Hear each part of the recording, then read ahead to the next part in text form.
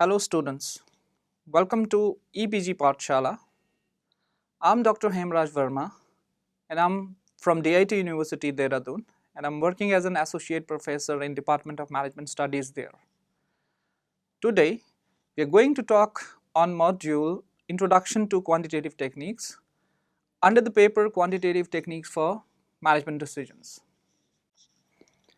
After completing this module, the students will be able to understand the meaning of quantitative techniques, decision making basics, the relevance of quantitative techniques in business decision making, the classification of quantitative techniques, and various quantitative tools which are available for business decision making.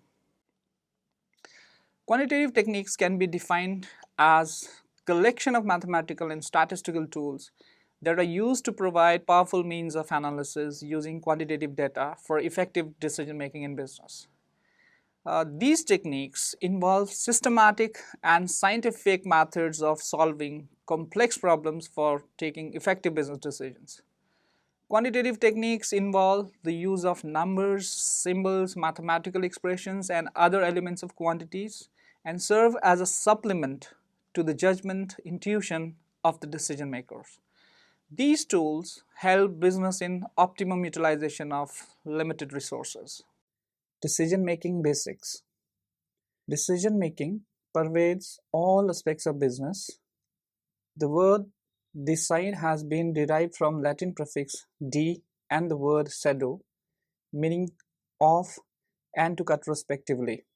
This led to the origin of the word decido or deciduous, referring to those plants, the leaves of which fall in the autumn.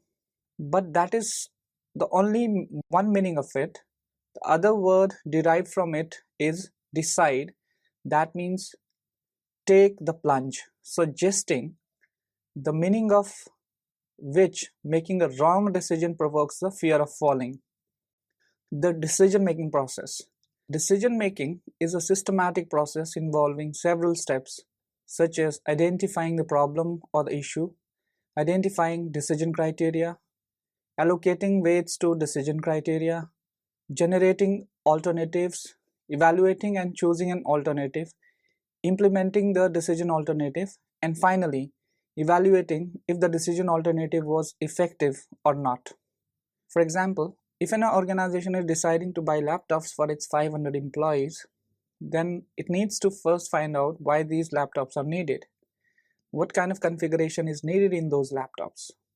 The price, the quality, and the service warranties that different vendors will be charging. They also need to evaluate a set of vendors and then take a decision to order from a vendor. Uh, Decision making traditionally has been done largely on intuition or judgment of the decision maker. Now let's understand what exactly is intuition. So when a manager makes a decision based on his experience, feelings, or accumulated judgment, we may say that he or she is taking decision based on his intuition. Researchers have identified five different aspects of intuition, and they are experience based decisions, affect initiated decisions, which means decisions based on feelings or emotions, then cognitive based decisions, which are actually based on the skills and the knowledge of the decision maker, subconscious mental processing, and lastly value or ethics based decisions. Second aspect of decision is a type of decisions. So decision can broadly be classified into structured and programmed decisions or unstructured and non-programmed decisions. When problems are routine in nature, that is they are simple and straightforward, we call them structured and programmed decisions, and we solve them by creating rules, procedures and policies in the organizations. But if the problem is unique and complex, then we need to think out of box and we take decisions which are called as unstructured and non-programmed decisions. Other aspect is the conditions under which the decision making is done. So there are three conditions in which decisions can be made. One is decision making under certainty, decision making under risk, and decision making under uncertainty. So under conditions of certainty, a manager makes most accurate decisions as is aware of outcome of every actions beforehand. This is one of the most desirable and ideal situations, but in real life, we don't find these kind of situations quite often. Exactly opposite to it would be decision making under conditions of uncertainty, where a manager is not at all aware of all possible outcomes of his choice of alternatives. It's not even in a position to make some probable guess. So here the alternatives are chosen by a manager's intuition, judgment, hunch, or his psychological orientation. The third kind of conditions in decision making could be decision making under the assumption of risk, in which decision maker is able to estimate the likelihood of certain outcomes. Under risk, manager utilizes historical data from the secondary sources or from his personal experiences and assign probabilities to different alternatives. Other concept in decision making is whether the decision is rational or not rational. So what exactly is a rational decision? In a rational decision, when a person makes logical and consistent choices so as to maximize the value, we call it rational decision. But again, it may not be possible to take rational decision always, and that we can see with the help of one of the example. The decision of HP, Hewlett Packard company, for acquiring Compaq was a perfect example of a poor decision making on part of then CEO Carly Fiorina, who eventually lost her job as the company did no research to discover that the customer perceived Compaq products as inferior to that of HP, whereas HP people thought it other way around. So because the information was not there, so they took this bad decision. So it may not be practically possible to make rational decision always, because there is always a lack of information. So a more realistic approach to make decision is the concept of bounded rationality. As per this concept, managers make decisions rationally but are limited or bounded by their ability to process information. It is not possible for managers to evaluate all information on all alternatives, and therefore managers take satisficing decisions rather than a decision that will maximize his or her gain. That is, they accept solutions that are just good enough. Classification of quantitative techniques. Broadly, quantitative techniques can be classified into two categories. One, mathematical techniques. Second, statistical techniques. Mathematical techniques are those techniques that process quantitative data using mathematical principles to solve management problems, whereas statistical techniques use various statistical tools for better decision making. There is a whole range of mathematical quantitative techniques, which are algebra, set theory, permutation and combinations, matrix algebra, determinants, differentiation, integration, differential equations. And then there are programming techniques as well within mathematical techniques. For example, linear programming, assignment and transportation models, dynamic programming, inventory control, game theory, queuing theory, replacement models, simulations, decision theory, network programming, sequencing, quadratic programming, and there are many more. Second category of quantitative techniques fall into statistical techniques, and some of the statistical concepts and techniques that are used for business decision making are as follow. Basics of statistics, data classification, tabulation and presentation, measures of central tendency, measures of dispersion, probability and probability distributions, sampling and sampling distributions, estimation theory, hypothesis testing and decision making, analysis of variance, which is also called as ANOVA, correlation and regression analysis, forecasting using time series analysis, fundamentals of decision theory. Now it's time to look at the scope of the current paper, that what exactly will be covered in this course. As we have said before, that quantitative techniques can be of two types, mathematical quantitative techniques and statistical quantitative techniques. This current paper will only cover topics related to statistical quantitative techniques. In this course, we'll be covering statistical part of quantitative techniques, and we'll be covering following concepts and techniques of statistics. So basics of statistics, data classification, tabulation and presentation, measures of central tendency, measures of dispersion, probability and probability distribution, sampling and sampler distribution, estimation theory, hypothesis testing and decision making, ANOVA, correlation regression analysis, time series analysis and decision theory. So as we have said that this course is going to cover only statistical quantitative techniques. So as a part of that, it is time to look at some of the few concepts and techniques which will be covered in the coming modules of this paper.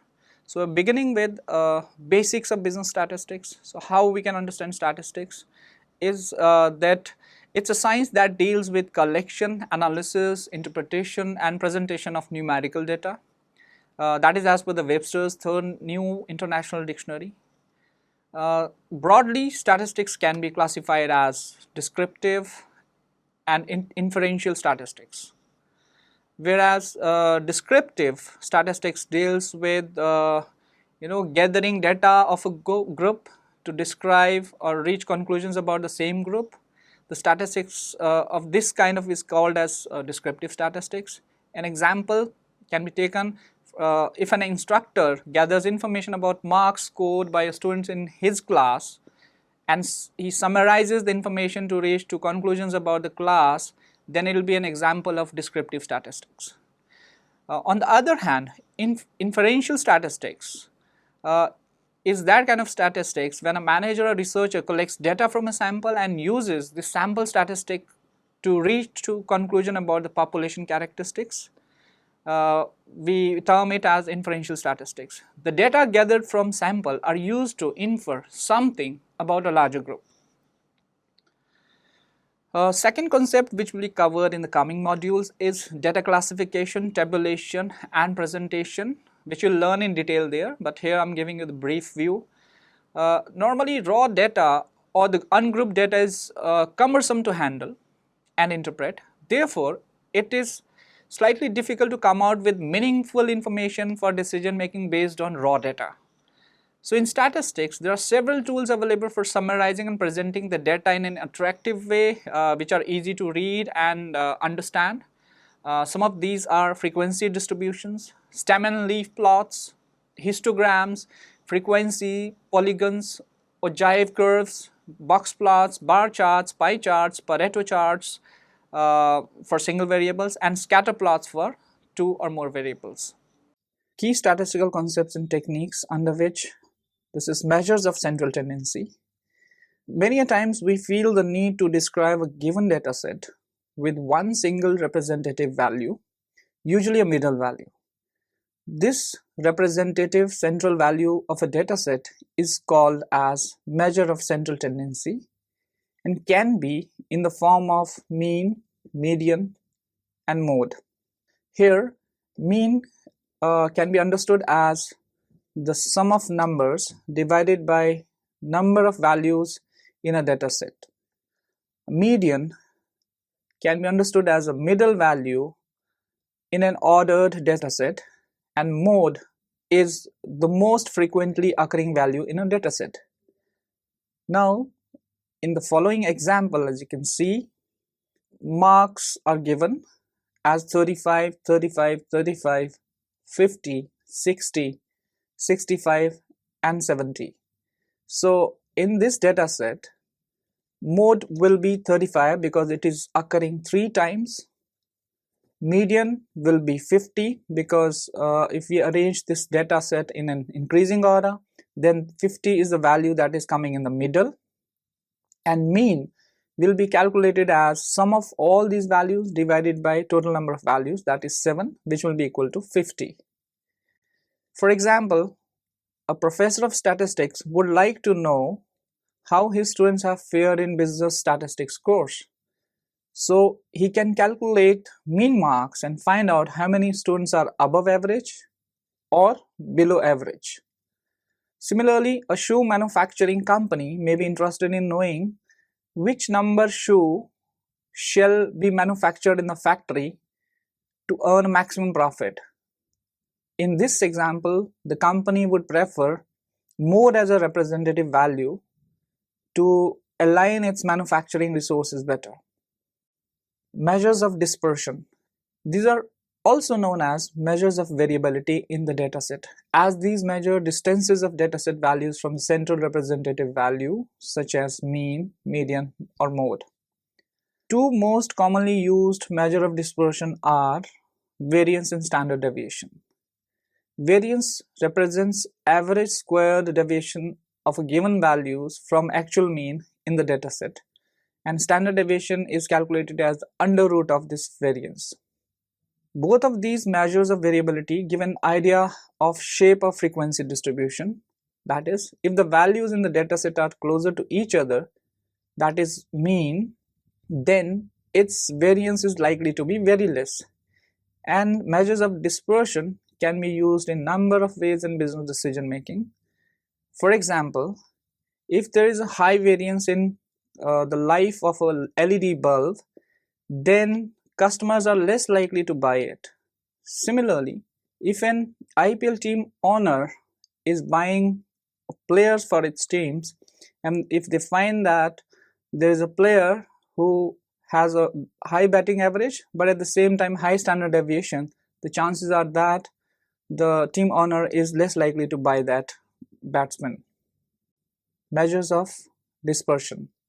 There are two more indicators that help us to find out variability issue more deeper, and these two concepts are skewness and kurtosis. Whereas skewness describes how similar a particular frequency distribution of a dataset is to the normal distribution curve, which happens to be the most symmetrical distribution curve. In other words, we try to find out if the left hand side of a distribution curve is similar to the right hand side distribution or not. If these two are mirror images of each other, we call it symmetric, otherwise we call it asymmetric. So skewness represents the asymmetry in the distribution, that how far a particular distribution is from the normal distribution. Whereas kurtosis describes the pickedness of the distribution, which means if the values are more aligned to the mean, we may have more pickedness in the distribution. If the values are far from the mean, then the chances are that we may have flatter sort of distribution. So if it is normal peak, we call it mesocortic. If it is more than normal peak, we call it leptocortic. If it is less than normal peak, we call it platycortic. Probability and probability distribution. This is another statistical concept that is used extensively in business decision making, and probability is something that affects all of us in our day-to-day lives also. Probability can be understood as a chance of happening or not happening something. Its value will always lie between 0 to 1 and is always expressed in decimal or fractions. For example, if somebody says that there are 90% chances of rain tomorrow, then how it's going to affect your planning tomorrow or company's planning tomorrow? Maybe some of you will carry an umbrella with you to the office. A cricket match may be rescheduled for a future date. An open theater commercial event may be relocated to a new venue. And the route of trucks in a fleet company may be rerouted if the prediction is for the heavy rain in the route. In a nutshell, probability affects all of us and almost in every aspect of our lives, especially in managerial decision making. It has a great utility as most of the business decisions involve a chance factor in their success or failure. Now, probability distribution. These are theoretical frequency distribution that explain how the outcomes of an event are expected to vary. These distributions are very useful in drawing inferences or making decisions under conditions of uncertainty or risk. Take a case of an investor who is interested to invest in a company's stocks. If the returns that he is going to get from the company stocks is approximately 10%, and say that each share of the company is costing 150 rupees, and also assume that through some past analysis he has been able to find out the possible returns as 0, 10, 15, 25, 50 with their respective probabilities as 20%, 25%, 30%, 15% and 10% for the mentioned stock. With this data and the given probability distribution, the investor will be able to take a decision to invest or not invest in the company's stock. All he needs to do is compare the required return, that is on an average 10% of 150 will be 15 rupees, with the expected return, which means we are multiplying the return that is going to get with the probable values. So ultimately it will go in the favor of investing in the stocks. So probability distribution can really help us take good decisions in business. Sampling and sampling distribution. Sampling is a way of choosing a part of a population with the purpose of drawing some inferences about population characteristics by studying characteristics of a chosen sample. In simple words, we are trying to study population with the help of a sample, and we are trying to make some inferences about the population by studying the small sample. Now, say for example, through a survey of a small sample, be able to find out who is going to win a political election. Here, normally all the exit polls that are happening, they do survey like this, and they try to study around 5,000 people, and then they generalize the finding of the population that such and such candidate is going to win. So sampling primarily is done to save cost, time and other scarce resources, and also many a times it may be impractical or impossible to study the entire population to draw some conclusion about population. A sampling distribution, on the other hand, may be understood as a probability distribution of all possible means of various samples drawn from a population, which means we pick up a small sample, all possible samples of a given size from a population, and then if we calculate their means, draw a distribution of all those means, then we're going to get a distribution called sampling distribution.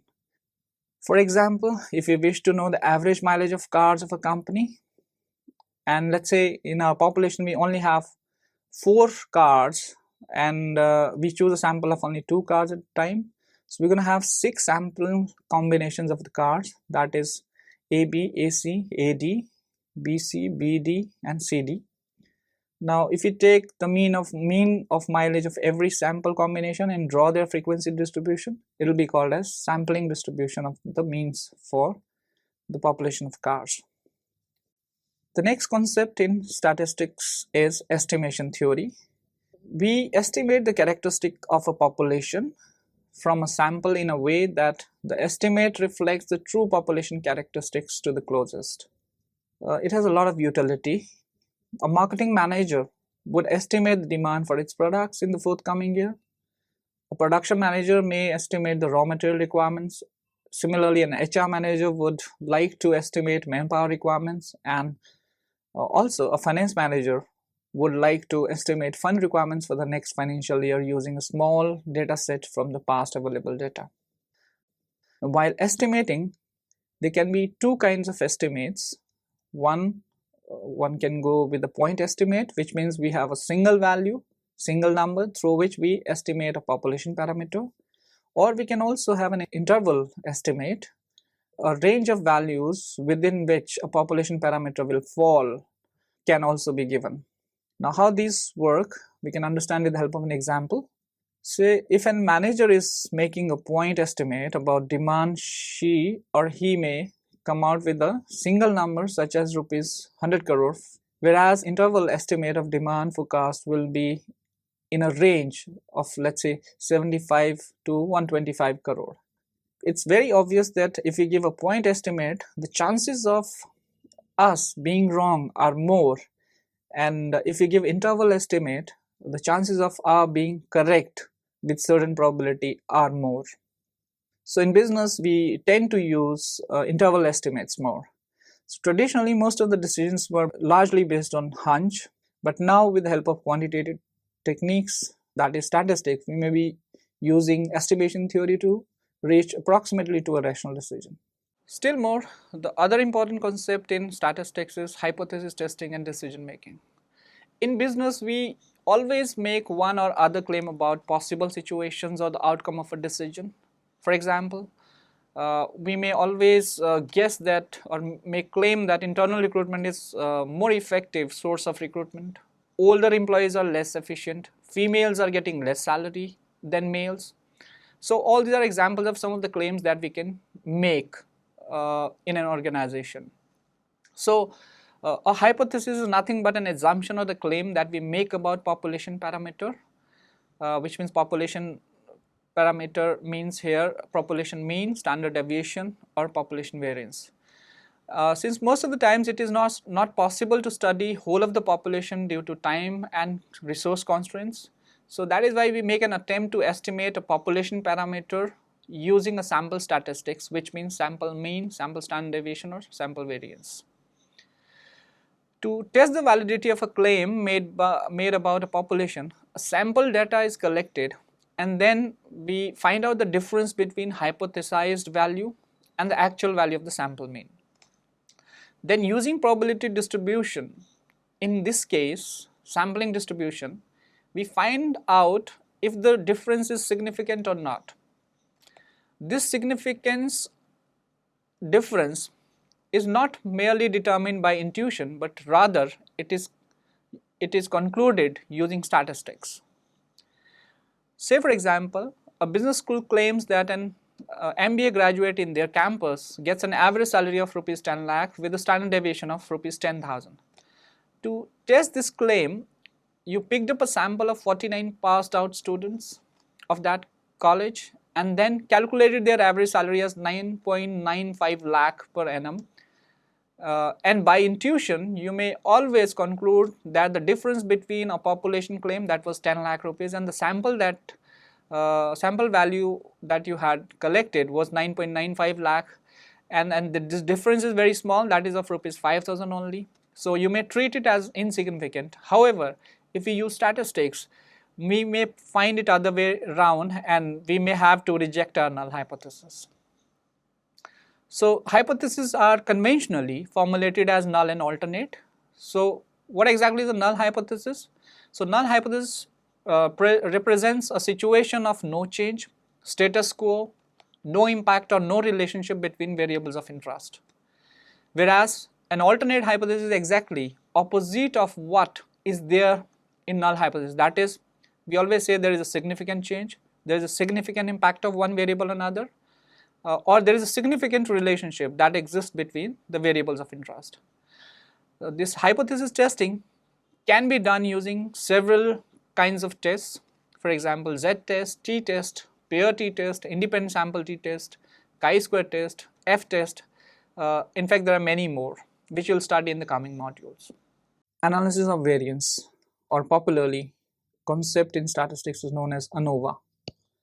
It's a technique through which we can test the significance of differences among more than two sample means simultaneously. In this, the total variation is decomposed into various components corresponding to the sources of variation. Using this technique, we can draw inferences about whether our samples are drawn from the same population or populations having same means or not. For instance, if an HR manager is trying to find out a satisfaction level, let's say across 3 departments, marketing, finance and HR, and he's getting an average satisfaction score of let's say 7, 6 and 8 for marketing, finance and HR department respectively, then ANOVA will help us compare these 3 mean values simultaneously with following hypothesis, where null hypothesis H0 will mean that all 3 means are equal, and alternate hypothesis, that is HA, would mean that at least one of the means is different from the other. Depending on how many dependent variables, independent variables and extraneous variables we have in our research design, we may choose between variety of ANOVA techniques such as one-way ANOVA, two-way ANOVA, factorial designs, MANOVA, ANOVA, etc. Correlation and regression analysis. In business, there are several situations when one may find that the two events or variables, they appear to be related. For example, motivation at workplace may be related to performance-based incentives. Performance itself may be related to age, gender, educational qualification, work-life balance, etc. In such cases, a manager always feels a need to know more accurately about these relationships through some tangible quantitative measures, and one such tangible quantitative measure in statistics is correlation. Correlation describes the degree and direction of relationship among two or more variables, and its value always lies between -1 to 1, with values nearer to 0 indicating a weak correlation and values closer to 1 indicating strong correlation. Though values of correlation coefficient can also take negative values such as -0.8, but one should be careful to interpret the negative sign as an indicator of direction of relationship only, that is whether it's positive or negative relationship, and should take absolute values ignoring the sign for interpreting the strength of relationship between variables of interest. One of the limitations of correlation is that we can always tell that the two or more variables are highly or weakly and positively or negatively correlated, but we can never say that variable X is influencing variable Y. For this purpose, we have another concept in statistics called regression, in which we can find out what is the impact of variable X on variable Y. Regression, though, can be used for a number of purposes in business situations. First, it can check if any relationship actually exists between a dependent variable and a set of independent variables. Second, it can also be used to find out the relative importance of various independent variables in impacting the dependent variable. Still further, regression can also be used for predicting values of dependent variable Y for a given value of independent variable X. And statistically, a simple regression model can be expressed as below, where Y is equal to A plus BX plus U, and Y where is dependent variable, X is independent variable, A is intercept, that is value of Y when X is 0, and B is the regression coefficient or the parameter which we try to estimate through a model. Other important concept in statistics is forecasting using time series analysis. Forecasting is all about predicting future, be it predicting manpower requirements, raw material requirements, demand for products, fund requirements, or predicting some other kind of requirements in the organization. So forecasting is needed for all kinds of business decision making in the organizations.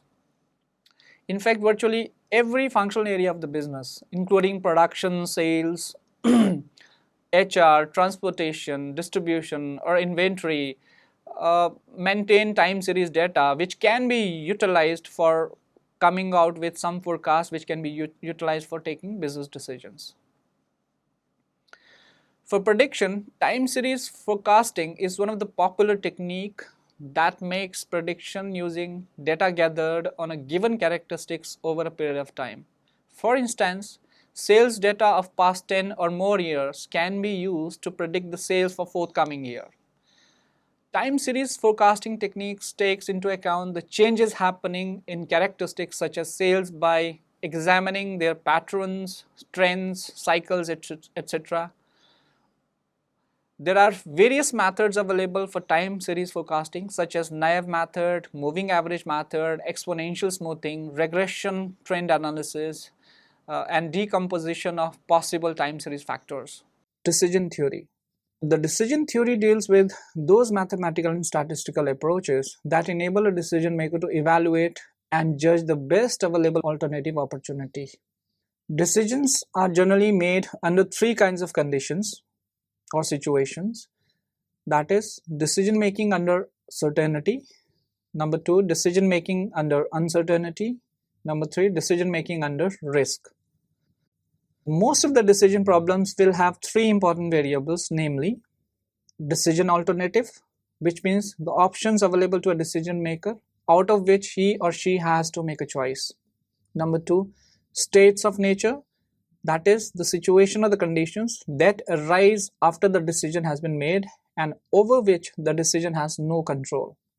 And number 3 is payoff, that is the gains or the losses that decision maker will reap by exercising various decision alternatives.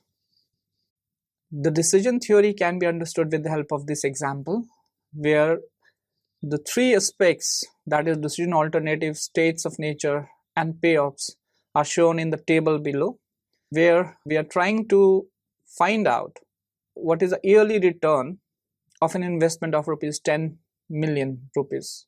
In this case, the states of economy, 3 states of economy, are whether the economy is stagnant or it's in the slow growth mode or it's in the fast growth mode. And investment alternatives to a manager are whether to invest in stocks or in bonds or in mix of stocks and bonds. And based on these 3 states of economy and 3 alternatives, we have 9 kinds of possible payoffs coming our way, which means either we'll gain or we'll lose.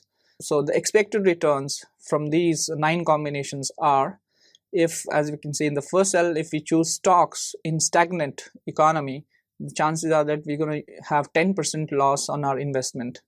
Similarly, if we choose, let's say, exactly middle of the road, which means we go for slow growth and we choose bonds, so we're going to have around 7% return on our investment. And lastly, if we choose fast growth and we go for the mix of it, which means we invest in stock and bonds, so we're going to have around 14% return on our investment. In decision under certainty, the most elementary of the decision making situation, the states of nature are known with certainty in advance, and decision maker has only one thing to do, that he has to see that in which state payoff metrics one can reap maximum benefit. So the outcomes are certain and the alternatives are known, so one can choose that alternative where the benefits is maximum. Decision making uncertainty can be of 2 types, where the uncertainty is full or where the uncertainty is partial. That means decision making is happening under risk. So uncertainty happens when the occurrence of the states of nature and the probability of its occurrence is not known, and in such scenario a manager may take any decision based on what is his psychological orientation, his risk taking capacity. So largely on hunch and experience people take this kind of decision, whereas decision under risk, which means partial uncertainty, managers may have tentative or the probabilities assigned to the outcomes and their respective payoffs. So there are several approaches to solve problems of uncertainty, like max criterion, max minimum criterion, Horwick criterion, and minimax criterion. So students, let's now summarize what we have learned in this module. See, this module has provided the basic understanding of quantitative techniques. Quantitative techniques can be understood as a collection of mathematical and statistical tools that are used to provide powerful means of analysis using quantitative data for effective decision making in business. These tools help business in taking effective business decisions and hence result in optimum utilization of resources. Decision making is a systematic process involving several steps, such as identifying the right problem or the issue, identifying decision criteria, allocating weights to decision criteria, generating alternatives, evaluating and choosing an alternative, implementing the decision alternative, and finally evaluating if the decision alternative was effective or not. So decision can be structured and programmed, or they can be unstructured and non-programmed. Broadly, there are 2 types of quantitative techniques. One, mathematical quantitative techniques, and second, statistical quantitative techniques.